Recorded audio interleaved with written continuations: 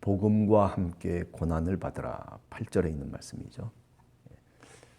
디모데후서의 핵심적인 구절이 바로 후서 1장 8절에 복음과 함께 고난을 받으라라고 하는 겁니다. 오늘날 우리가 그리스도의 복음을 많은 사람들에게 가르치고 우리 교회가 고난의 복음을 가르치고 있는가, 아니면 평안의 복음을 가르치고 있는가.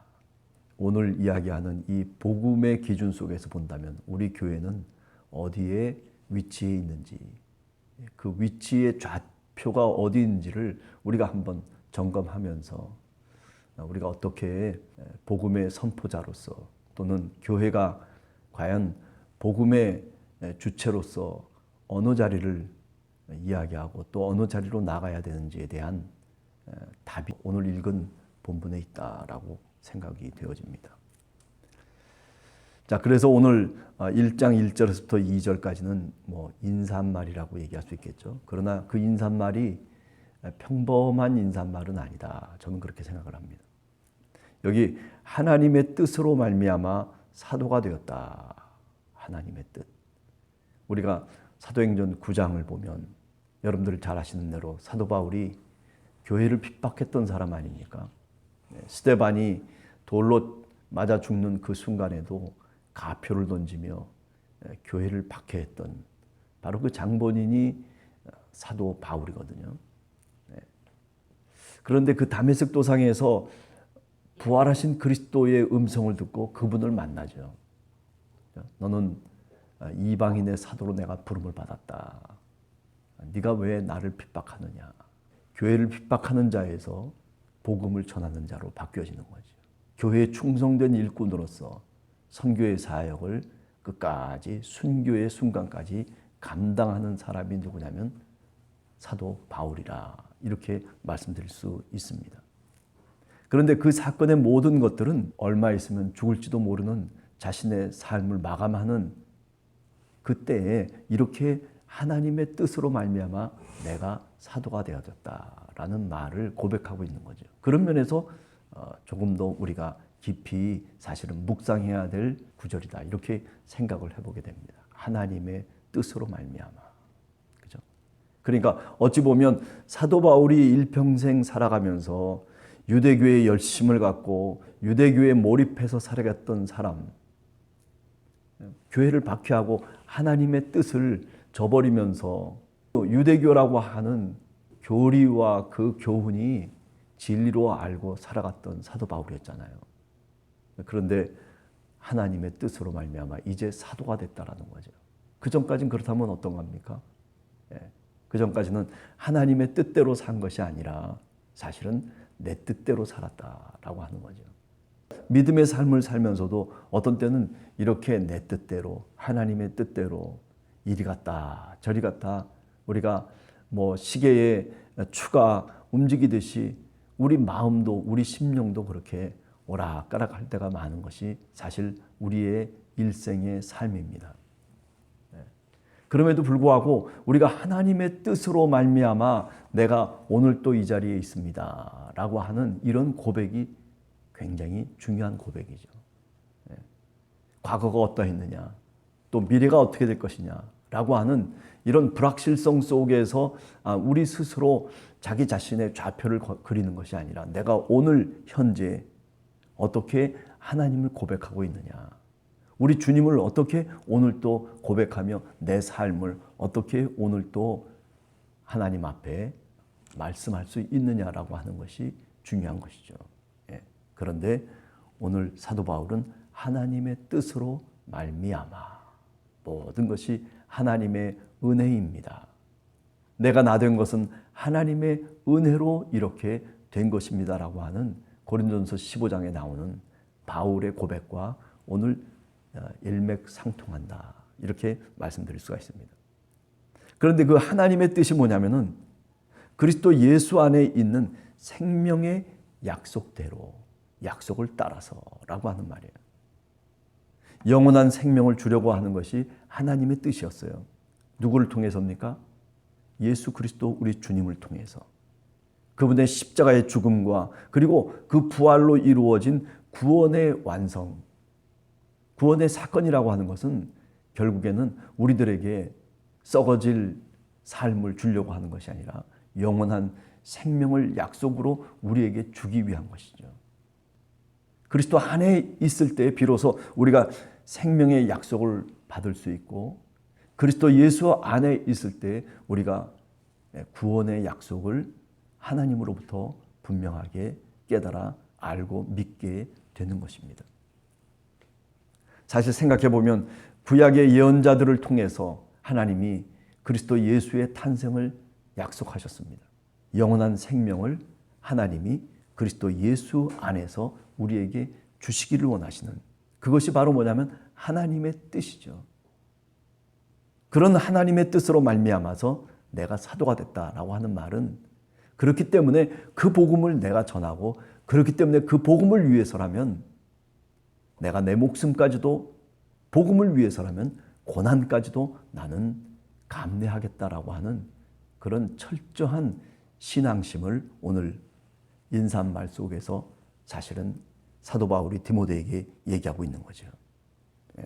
그래서 하나님의 뜻으로 말미암아 그리스도 예수 안에 있는 생명의 약속대로 그리스도 예수의 사도가 된 바울 이렇게 얘기하고 있습니다. 나는 누구인가?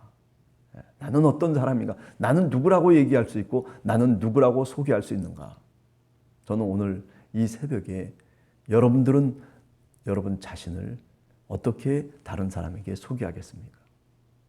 나는 뭐 어느 학교를 나와가지고 그래가지고 어떻게 돼서 뭐 그래서 나는 이런 사람입니다라고 하는 것이 아니라 이렇게 사도 바울처럼 나는 하나님의 뜻으로 말미암아 생명의 약속을 따라서 내가 사도가 된 누구입니다. 이렇게 우리가 얘기하듯이 신앙의 고백을 통해서 우리 자신을 소개할 수 있는 그래서 어디를 가든지 저는 예수 그리스도를 믿는 사람입니다. 나는 크리스찬입니다. 라고 하는 그런 분명한 자기 소개를 모든 사람들 앞에서 내가 살아가는 삶의 자리 속에서 고백할 수 있는 여러분들이 되시기를 간절히 원합니다. 그 다음에 2절에 보면 사랑하는 아들 디모데에게 편지하노니 사랑하는 아들 디모데 우리가 이제 자녀들한테도 이런 언어가 참 삶 속에 부족하지 않을까 생각해요. 저부터도 아들아 사랑한다 뭐 이런 말들을 좀 이렇게 이야기하고 전해줄 수 있어야 되는데 마음에는 있잖아요. 그죠? 여러분들도 마찬가지라 아닐까 생각해요. 사랑한다. 어렸을 때는 뭐 사랑한다 어쩐다 얘기하는데 나중에 크면은 그런 얘기가 참 쑥스럽잖아요. 부부간에도 마찬가지 아닐까라는 생각이에요. 사랑합니다. 사랑해 여보 또 사랑해 마누라 뭐 등등 이렇게 사실은 표현을 할 수 있으면 참 좋을 텐데 그런데 그게 참 어렵단 말이에요. 사도 바울은 감옥에 갇혀 있는 그런 자기 신세임에도 불구하고 그런데 사랑하는 아들 디모데야 얘기를 하고 있거든요. 얼마나 친근감 넘치는 아니 어쩌면 내가 내일 죽을 수도 있는 그 상황 속에서 내가 내일 순교를 당하는 그 상황 속에서도 그죠? 디모데에게 편지를 쓰면서 사랑한다라는 그 언어를 남길 수 있다는 것이 이게 하나님의 은혜가 아닐까라는 생각을 해봐요. 예를 들어서 부모가 유언장을 쓰는데 유언장에 뭐라고 처음에 딱 얘기가 되냐면 아들아 나는 너를 사랑한다. 그거를 예를 들어서 부모가 죽고 난 다음에 그 유언장을 딱 받아보면 그 마음이 어떻겠어요? 그죠? 아마 마음이 찡하지 않을까 생각해요. 아들아 내가 너를 사랑한다. 하나님께서 우리들에게 그렇게 말씀하고 그렇게 우리를 불러주신다면 얼마나 감격스럽지 않을까라는 생각을 해보는 거죠. 오늘 또 한번 여러분들이나 저나 그래요. 한 번 더 우리 자녀들에게 사랑한다라고 하는 이 표현을 한 번쯤 우리 입을 통해서 전달하면 어떨까? 예, 그죠? 카톡을 할 때에도 사랑하는 아들, 뭐 이렇게 좀 약간 좀 그런 것에는 불구하고 그렇게 한번 카톡을 하면서 그러면서 문자로서라도 서로 소통할 수 있으면 얼마나 좋을까라는 생각을 다시 한번 해보게 됩니다. 예, 사랑하는 아가파오라고 하는 동사를 사용하고 있는데요. 예, 네가 어떠하든지 내가 무조건 너를 사랑한다라고 하는 그런 뜻이죠. 그죠? 예, 네 삶을 통째로 내가 다 사랑한다라고 하는 그런 부모의 심정으로 자식과 같은 디모데에게 편지를 하노니.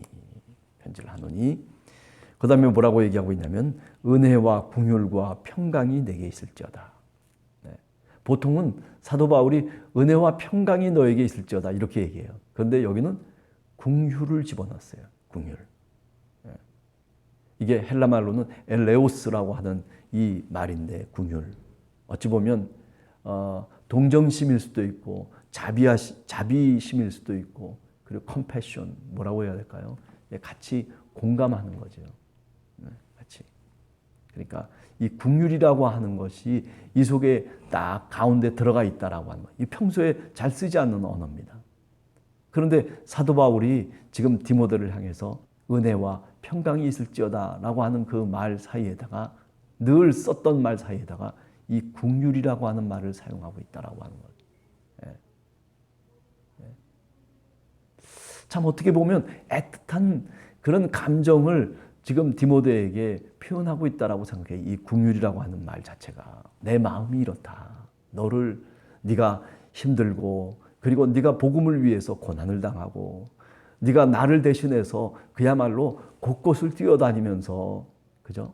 교회에 문제가 생기면 가서 해결도 하고 또 내 편지를 갖고 또 갖다 주기도 하고 또 거기서 문제가 있는 것들을 갖고 와서 내게 이야기하기도 하고 그리고 같이 기도도 하고 같이 함께 찬송도 부르고 그리고 복음을 위해서 그 수없는 수고와 땀을 흘리고 있는 정말 벅찬 거죠. 그런데 그 디모데를 생각하면서 긍휼을 얘기하고 있는 거예요, 사실은요. 안타깝죠. 자기 자식이 그렇게 힘들게 살아가는 걸 보면 부모가 안타깝잖아요. 그죠? 사서 고생하는 거를 보면서 그리고 고민하고 그저 어떻게 쓰든지 살기 위해서 그저 이리저리 동분서주하는 자식들을 보면 어떻습니까? 마음이 찡하잖아요. 그게 바로 뭐냐면 오늘 여기 얘기하는 긍휼이라고 하는 말의 의미입니다. 찡한 마음. 찡한 마음.